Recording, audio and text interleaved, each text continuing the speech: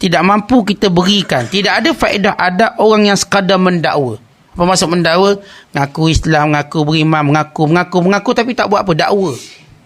Tuan-tuan, kita berada pada zaman orang suka dakwa. Dia dakwa dia lah akidah ahli sunnah wal jamaah. Dia dakwa dia lah paling betul, dia lah paling akhlak. Dia dakwa. Tapi bila lihat perbuatan, zero. Tak ada apa. Zaman inilah orang awam menyesatkan para ulama'-nya. Sebab mereka mendakwa. Dia kata mengaji tinggi-tinggi pun sesat buat apa? Maknanya baik mengaji rendah macam dia tak sesat. Tuan-tuan, dia punya mantiknya luar biasa. Logiknya. Orang hari ini tuan-tuan yang menyesatkan para alim ulama' bukan ulama', orang awam. Orang awam. Dia kata ustaz ni sini, ustaz ni begini. Kenapa? Mereka ni tuan-tuan seronok dengan dakwa. Ulur kitab tak kerti baca. Ulur Quran pun bertukar lagi huruf dengan baris je. Suruh bahasa Arab lagi sepatah harang tak faham. Tapi orang ni yang sesatkan ulama'-ulama'. Bukan dia pun tak tahu ulama'-ulama' silang tu macam mana. Dia pun tak kenal pun. Akhirnya orang-orang seperti ini tuan-tuan, dia cuma dakwa dan dia tak ada adab. Sebab tu di akhir zaman Nabi kata apa? Mereka melaknat ulama'-ulama' kamu dan orang-orang yang datang sebelum kamu. Kerana masing-masing cuma mendakwa pandai, mendakwa bijak. Paling teruk sekali mendakwa wali. Tu lagi teruk. Oh, dakwa wali. Tuan-tuan, wali ni bukan dakwa. Dan wali ni bukanlah satu benda untuk kita berbangga atas martabat itu. Ialah tanggungjawab besar. Wali, kalau kamu sebut wali, kamu bertanggungjawab menjaga agama Allah. Sifat itu ada pada Nabi-Nabi dan Rasul-Rasul alaihissalatu wassalam. Mereka wali-wali duk fikir siang malam macam mana nak kembangkan Islam. Bukan macam mana nak makan kambing ke nak makan lembu. Apa yang mereka fikirkan tuan-tuan, bagaimana nak kuatkan Islam. Itu wali-wali Allah. Dan mereka mati dalam jihad. Utbah al-Ghulam, Syaqi al-Balkhi, Silah bin Asyam. Tuan-tuan baca kisah Silah bin Asyam. Dia syahid beserta anaknya. Berperang. Syaqi al-Balkhi syahid dalam perang Qolan di Afghanistan. Perang. Sufi-sufi yang agung tuan-tuan, mereka menjadikan diri mereka benteng pada Islam. Tapi hari ini cuma dakwa. Dia duduk dalam kelompok tertentu, buat sekian-sekian. Aku tu wali. Tuan-tuan, dakwa ini, saya bukan menuduh, saya menyebut segelintir orang yang mendakwa. Agama bila mendakwa, tak guna adab dia. Tak guna kelebihan. Sebab tu hari ini tuan-tuan, kita bukan tengok apa dia cakap, tapi apa yang dia buat. Kamu cerita kelebihan solat Jumaat, kami tengok kamu pergi tak?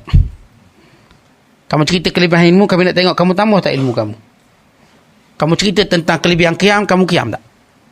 Kamu cerita kelebihan Quran, kamu baca tak Quran? Setiap kali benda mereka kata, kita nak tengok dia buat atau tak buat. Di situlah kita mengenal dia. Hari ni tuan-tuan, kita jangan kenal orang dengan dakwaan. Semua orang boleh mendakwa. Semua orang boleh kata dia sekian.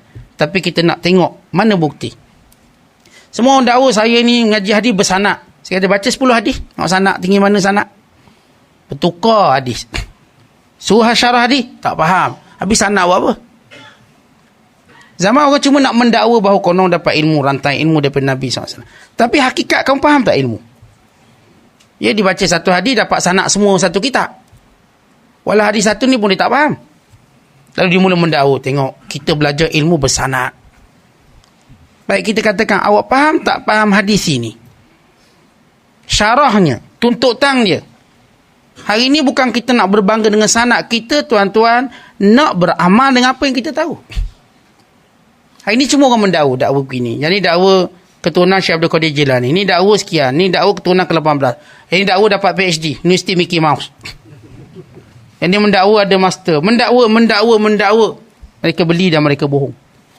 Saya ingat guru saya dia cerita bila pertemuan doktor-doktor alternatif dia panggil. Dr. Bomo. Dia mewakili salah satu perubatan Islam. Dia yang pakai name tag ni letak sini. Profesor. Doktor. Emeritus. Dia tak tahu benda tu. Letak je. Dikit tu tinggi sekali. Bijak. Cek ambil mana PhD? Universiti Mickey Mouse. Masuknya beli. Bukan sebagai universiti tak wujud. Dapat doktor. Isyah profesor. Tengok kita boleh buat air ajaib. Air ni kita seorang tahu. Pada air masak ambil SAJ punya. Tuan-tuan kena kencing macam tu je. Tuan-tuan cerita kalau air, hebat kali air Zam-Zam. Tuan-tuan jangan tertipu lagi. Tu je cerita dia. Oh, cerita ni air elektromagnet lah. Tuan tak tolak. Tuan tak pergi Mekah, ambil air Zam-Zam minum banyak-banyak. Air pernah hebat air Zam-Zam.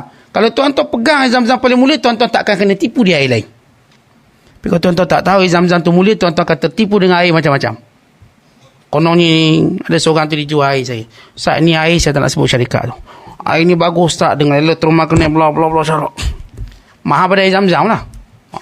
Sebab air ni bagus sebab tu mahal. Saya duduk tengok, Syekh, apa benda dalam? Kaki lipas. Kata ni kaki lipas. Dia tengok, yelah kaki lipas. Terus dia start hari tu dia pun letak jawatan jual air tu. Terus letak dekat bilik guru sampailah saya pencing.